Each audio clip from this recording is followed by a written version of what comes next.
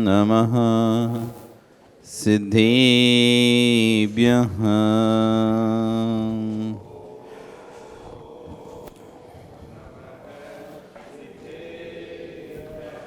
ॐ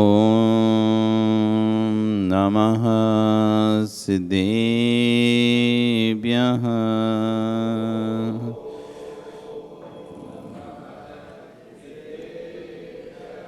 ॐ नमः सिद्धेभ्यः।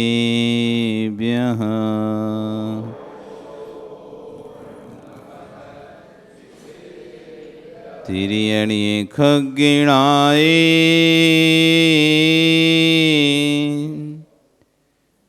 रुतारी मोहे सिर सिरणी विहो आयरी राव पस्यो परवादीण्यो भव्ये जी लोए नमो अरिहंताणं नमो सिद्धाणं नमो आयरियाणं नमो वज्रायाणं नमो लोए सव्यसाहुणं। बोले अनंत अनंत श्री परमेष्ठी भगवान की, आदिरम आदिनाथ भगवान की, वर्तमान शासन महावीर भगवान की, आचार्य श्री कुंद कुंद स्वामी महाराज की, आचार्य और विश्व सागर जी महाराज की, अहिंसा में विश्व धर्म की। जय परम पूज्य मुनि श्री 108 अरिजीत सागर जी महाराज की जय। भवबंधु,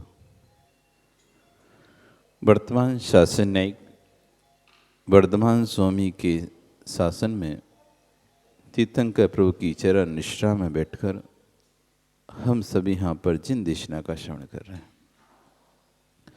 आचार्य हुवन माणिक नंदी स्वामी महाराज परीक्षा मुख नामक ग्रंथ में न्याय का एक बहुत महत्वपूर्ण और बहुत आधारपूर्ण ग्रंथ है परीक्षा मुख। जिसको भी यदि जैन न्याय के बारे में ज्ञान चाहिए, जैन न्याय के बारे में पढ़ना है, उसको परीक्षा मुख नाम का ग्रंथ पढ़ना ही पड़ेगा। बिना परीक्षा मुख ग्रंथ को पढ़े हुए कोई भी जैन न्याय में प्रवेश नहीं कर सकता। जैसे कहते हैं ना, 12 खड़ी बिना पढ़े आप हिंदी नहीं पढ़ सकते, ABCD बिना पढ़े आप इंग्लिश नहीं पढ़ सकते, वो पढ़ना ही पड़ेगा। ऐसी जैन न्याय का सबसे प्रारंभिक और महत्वपूर्ण ग्रंथ है जिसे परीक्षा मुख कहा जाता है। आचार्य माणिक नंदी स्वामी महाराज ने लिखा है। उस ग्रंथ में एक सूत्र लिखा उन्होंने, एकस्मिन् द्रव्ये क्रम भावना परिणामः पर्यायः आत्मनि हर्ष विषादवत्। एक द्रव्य में एक साथ 2 पर्याय नहीं हो सकते। जब एक पर्याय होगी तो दूसरी पर्याय नहीं होगी, जब दूसरी होगी तो पहली नहीं होगी। अब इस सूत्र में बहुत गहरा सूत्र है। जिस समय हम यहाँ पर बैठे हुए हैं, यदि हमारी कसाय पर्याय चल रही है तो हमारी धर्म वाली पर्याय का अभाव है। हम बोलते रहते हैं बस, हम मंदिर में हैं, मंदिर में कौन सी पर्याय आपकी चल रही है ये आपको पकड़ना होगा। कसायिक परिणाम चल रही है, कसाय भाव चल रहे हैं, उपसम भाव चल रहे हैं।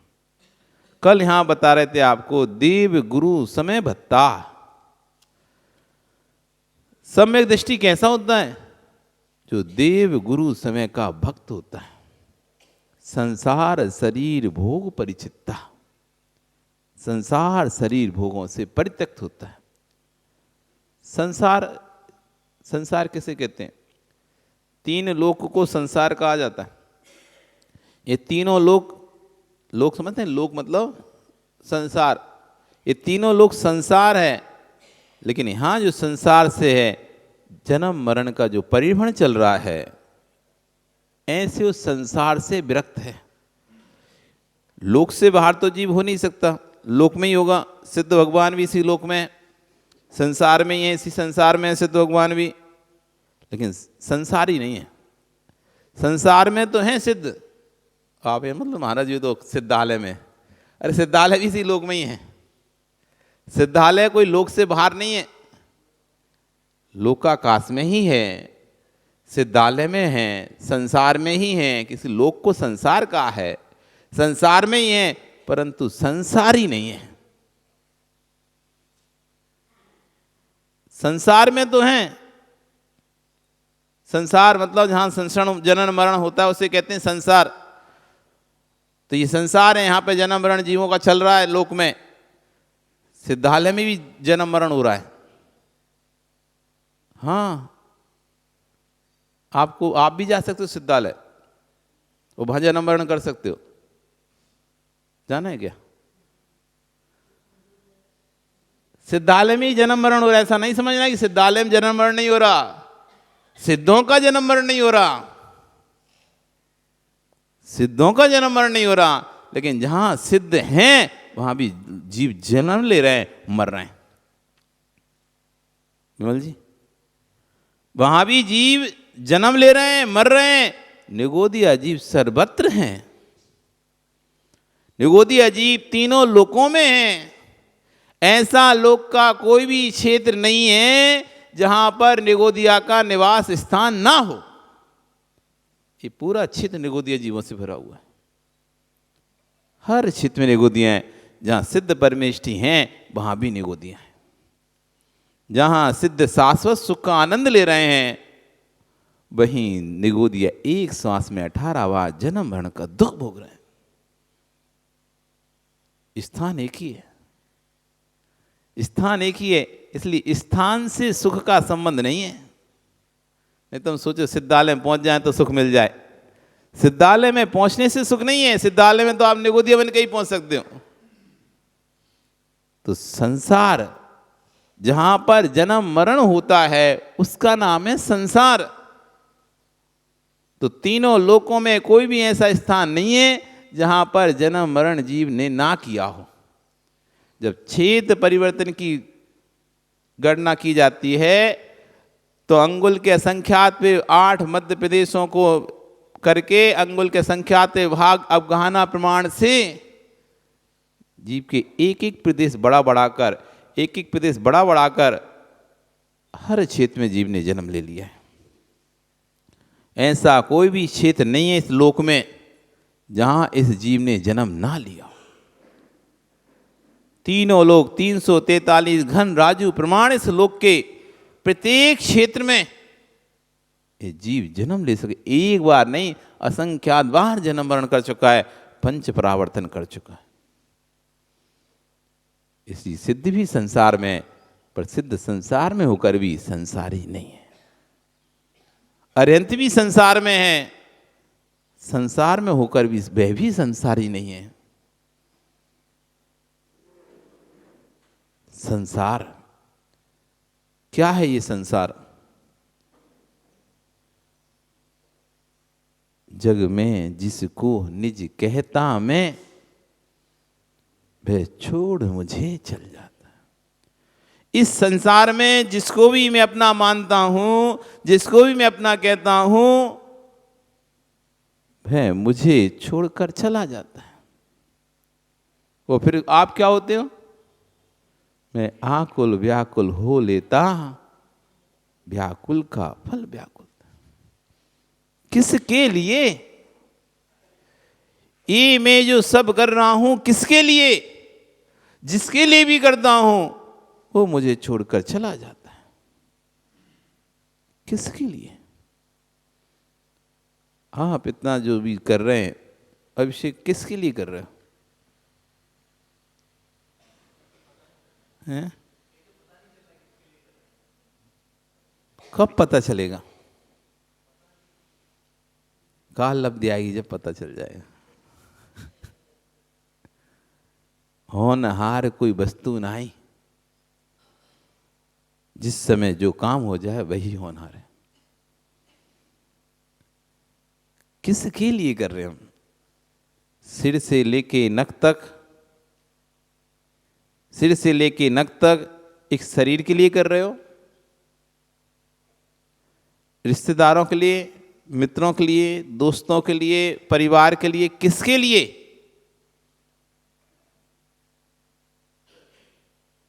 संसार का चिंतन करो।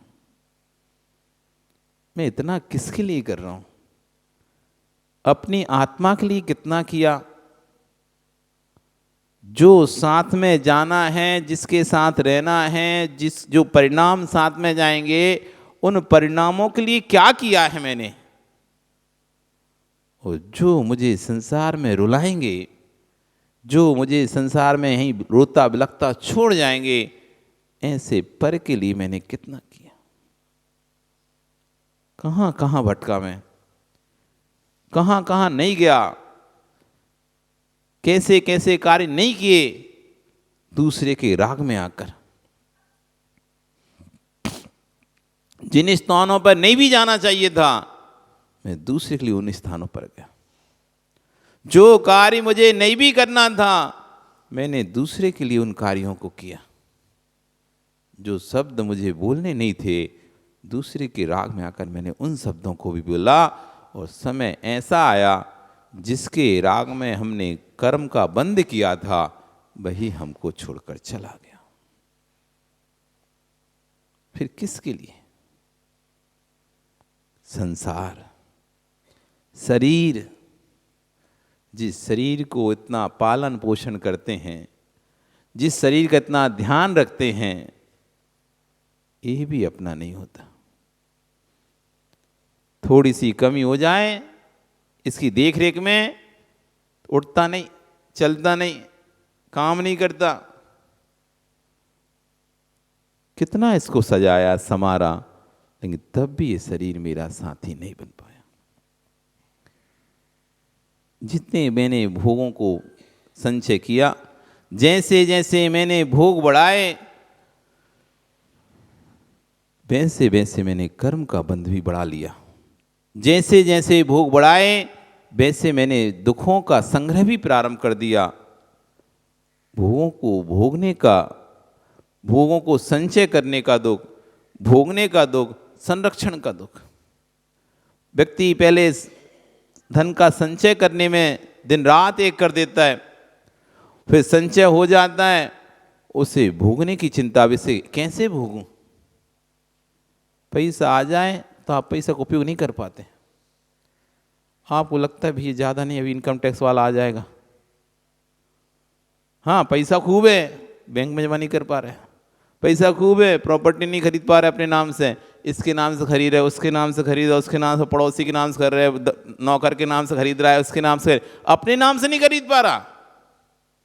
उसे पता है कि अपने नाम से तो उतना ही खरीद पाएंगे जितना अपने खाते में लिखा हुआ है। बैलेंस में आपके नाम का जितना आपने पूंजी बना के रखी, उससे ज़्यादा कैसे खरीद सकते हो? पैसा कहाँ से आएगा? अभी उत्तर कैसे दोगे? तो आपने बेटे के, पत्नी के, उनके भी नाम से खरीद लिया। और है पैसा तो क्या करें, नौकरों के नाम से, अड़ोसी पड़ोसी मित्रों के नाम से खरीद लेते हैं। और फिर कभी ऐसा आता है भी दबा जाते हैं, रख लेते हैं। तो पहले पैसे संचय करने में तुमने पूरे दिन रात मेहनत कर दी, फिर उसका भोग नहीं हो पा रहा। कहां भोग करूं, कहां भोग करूं? और भोग कर लिया, और उसका संरक्षण, प्रॉपर्टी खरीद ली, स्थान खरीद भी लिया, अब उसकी रक्षा में दुख। नहीं तो किसी ने दबा ली जमीन, किसी ने दबा ली, अब ये रोते फिर रहे हैं कि वो आके नहीं हमारी जमीन पर कब्जा कर लिया। इतनी मेहनत से हमने दिन रात एक एक करके पैसा जोड़ा, जमीन खरीदी, दूसरे ने उस पर कब्जा कर लिया। अब लगाते रहो चक्कर। और सामने वाला दमंग है, देखा नहीं क्या आपके डिस्पुर में? कहां कहां कैसे कैसे प्रॉपर्टी जोड़ी, कितना छल कपट मायाचारी करके प्रॉपर्टी जोड़ी होगी। दूसरा व्यक्ति आया, प्यार से नहीं मानो तो ऐसे मानो।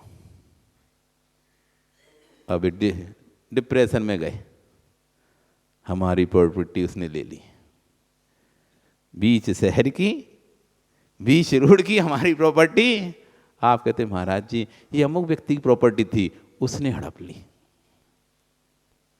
ये अमुक व्यक्ति की प्रॉपर्टी थी, बड़ा सेठ था, लेकिन अधिकारी की इस पर दृष्टि पड़ गई, और उसने इस प्रॉपर्टी को अपने कब्जे में कर लिया, अब रोते रहो तुम। ये भोग हैं, कभी तुम्हारे कभी दूसरे के। संचय किया, कैसे संचय किया होगा? संरक्षण भी कर रहा था, लेकिन संरक्षण हो नहीं पाया, भोग पाया नहीं, और अब वो पूरी जिंदगी, पूरे जीवन भर जब तक उम्र है वो वस्तु से दुख देती रहेगी। क्योंकि भोग कर लेता तो फिर भी थोड़ी शांति मिलती, दूसरे ने कब्जा कर लिया, ले लिया, अब बेचारा रो रहा है। तो ये भोग हैं। इन सब भोगों को जानकर परिचित्ता, सम्यक दृष्टि इनको छोड़ने की, परित्यक्त हो जाता है, इनसे बैरागी हो जाता है। क्या है? ठीक है। इसी बात को आचार्य भगवान यहां पर समझा रहे हैं। संयम कभी संयम में नहीं होता, संयम तो साधक की साधना में होता है। सुमेर चंद जी पेन लाए क्या? नहीं लिए पेन? अच्छा, रखा है पेन, उठाओ तो। डोर में कॉफी भी दे देने ने। बहुत बढ़िया। चलो तुम मत दो, तुम वहीं ओम प्रकाश तुम ही रहने दो, ओम प्रकाश को ही रहने दो, बैठ खड़े हो रहा ओम प्रकाश। अरे हमारे पास नहीं लाना। इस पे लिखो आम, लिखो आम। अभिषेक देखो क्या लिख रहे हैं भैया, अच्छे बड़े अक्षरों में लिखना। लिखा आम, दिखाओ मंत्री अध्यक्ष जी को। अध्यक्ष जी दिखाओ, अध्यक्ष कहाँ है? ये सिद्धार्थ थोड़ी ना अध्यक्ष है। क्या लिखा है? दे दो वापस। ये ओम प्रकाश जी ने लिखा आम, ये आम है कि नहीं है?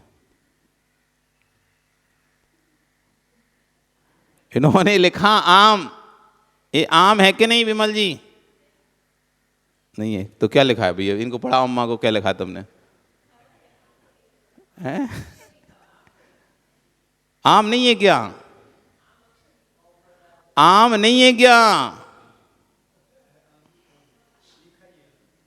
आम है ना? क्या लिखा है तुमने? हाँ देखो, कागज पे लिखा हुआ आम, आम नहीं है क्या? नहीं है तो फिर गलत लिखा है इन्होंने क्या? अभिषेक, कागज पे लिखा हुआ आम शब्द जो लिखा है कागज पे, वो आम है कि नहीं? अरे किसी वाला हो पर आम है कि नहीं? आम है।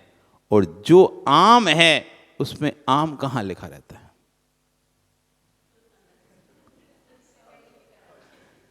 जो आम है उसमें आम कहीं लिखा नहीं होता, और जहां आम लिखा होता है वहां आम कहीं होता नहीं है। जिसे बात समझ में आ जाए, धर्म धर्म जहां चिल्ला रहा है वहां धर्म होता ही नहीं है। कोई इसको धर्म बोल रहा है, कोई इसको धर्म बोल रहा है, कोई इसको धर्म बोल रहा है, कोई इसको धर्म बोल रहा है। जहां जहां धर्म चिल्ला रहा है वहां धर्म है ही नहीं है, और जहां धर्म है वहां चिल्लाना है ही नहीं है। जब धर्म आता है तो शब्द ही गौण हो जाते हैं।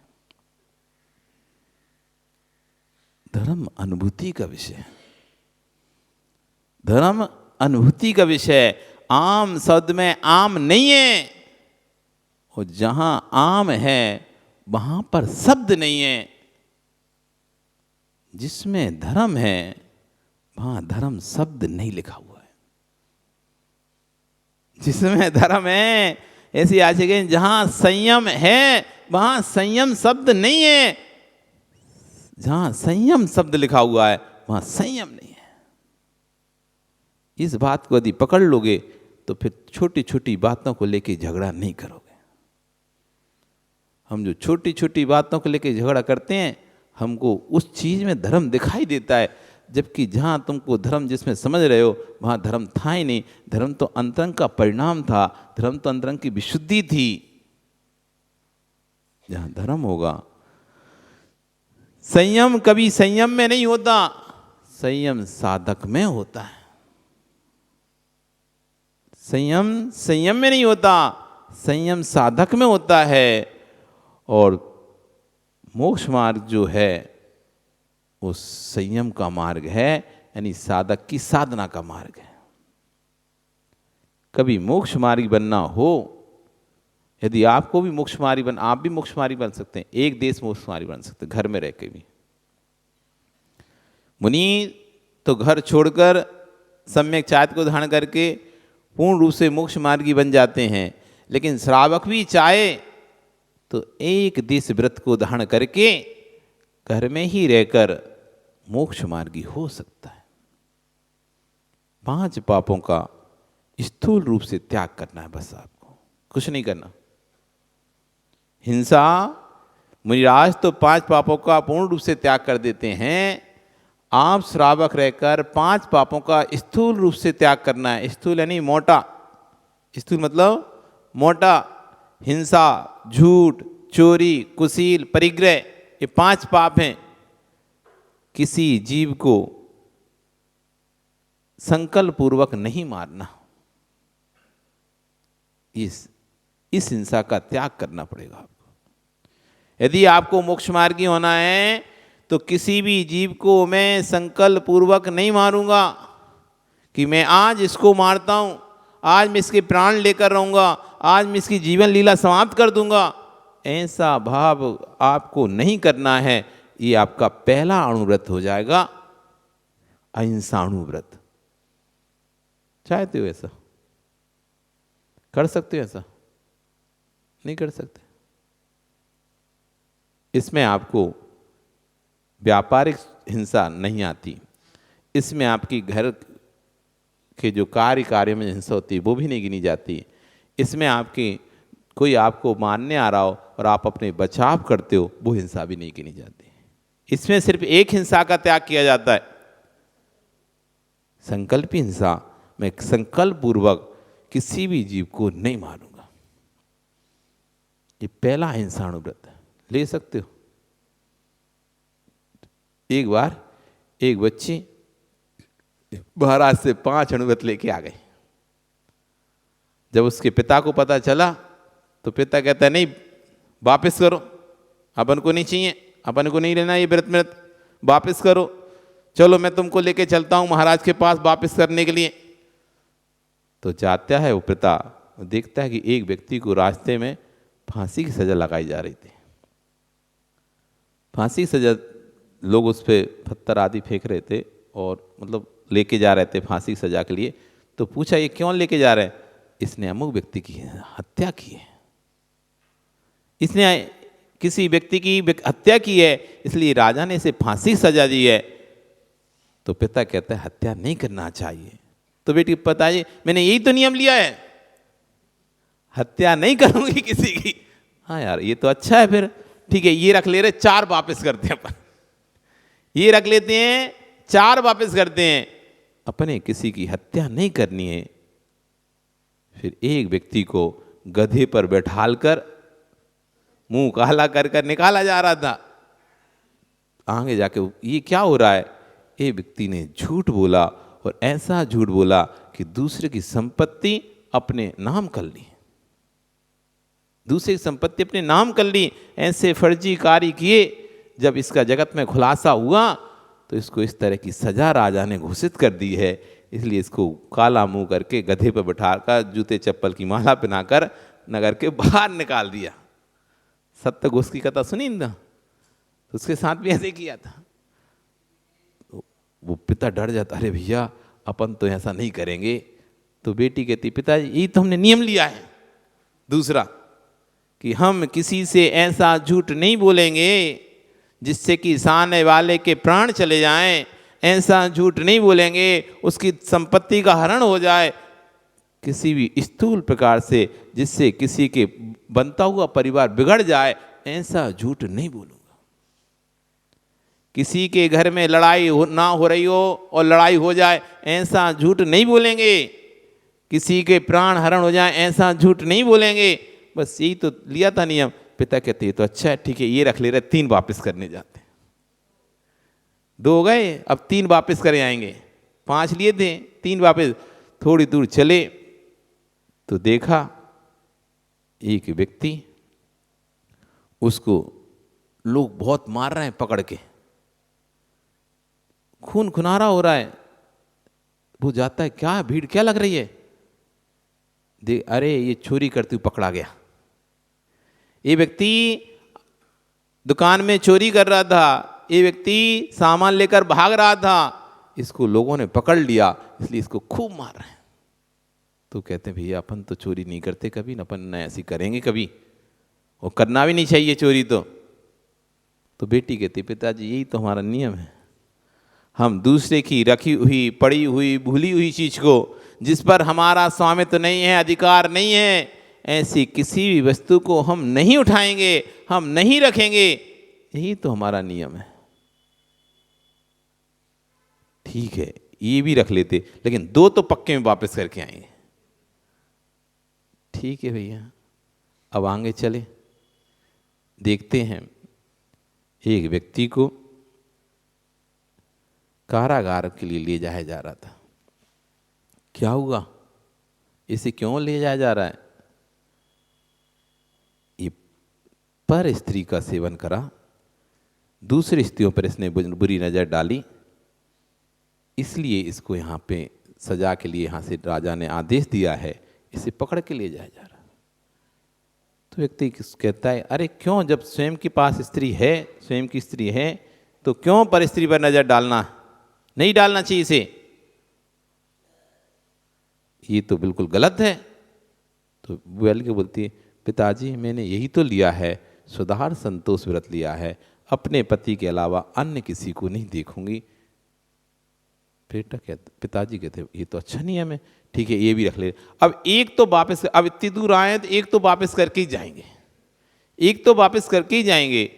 और चलते चलते आगे जाता है, दूसरे की संपत्तियों को वहाँ पर देखा, एक व्यक्ति अपनी संपत्ति के लिए रो रहा था, इतना सारा उसका धन वैभव था, लेकिन वो किसी का भोग नहीं कर पाया और बीमार आदि हो गया और सारे भोगों को ऐसे ही पड़े हुए हैं।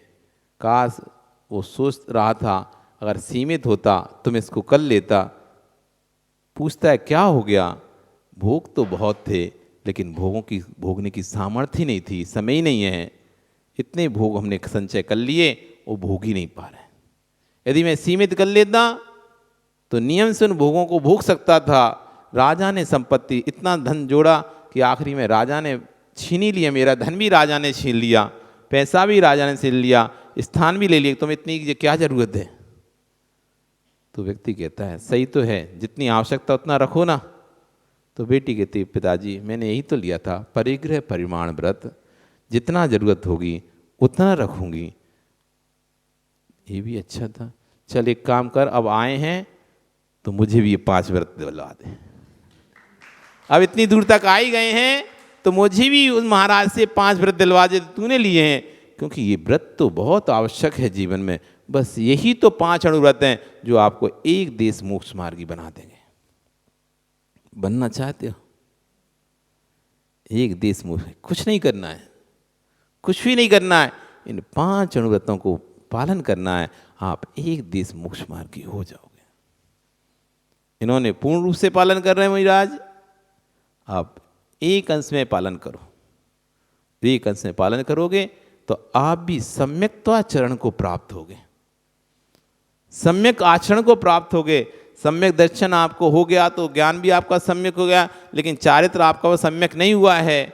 तो जैसे ही आपने अणुव्रतों को पालन करना प्रारंभ किया तो एक देश आपके अंदर सम्यक आचरण आ गया है, सम्यक के अनुरूप आचरण आ गया है। तो आप एक देश आचरण के कारण से आप परंपरा से मोक्ष मार्गी हो गए। अब आगे जैसे जैसे बढ़ेंगे वैसे पूर्ण मोक्ष मार्गी हो जाएंगे। ऋणत्रय संयुक्ता, इसलिए कहा रत्नत्रय से संयुक्त होता है।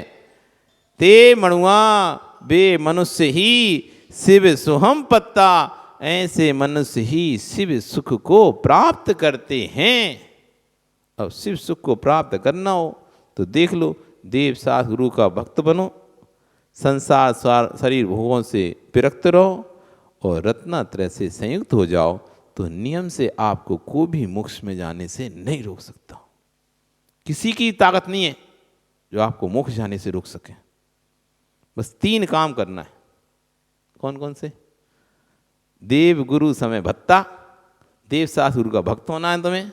दूसरा, संसार शरीर भोग परिचितता, संसार शरीर भोगों से विरक्त होना है। और तीसरा, ऋणत्य संयुक्ता, रत्नात्रय से संयुक्त होना है। ते मणुआ शिव संपत्ता, ऐसे मनुष्य नियम से शिव सुख को प्राप्त करते हैं। आपका समय हो गया, कल फिर आओगे। पर्याय रही तो फिर चर्चा करेंगे। बोली भगवान महावीर स्वामी की।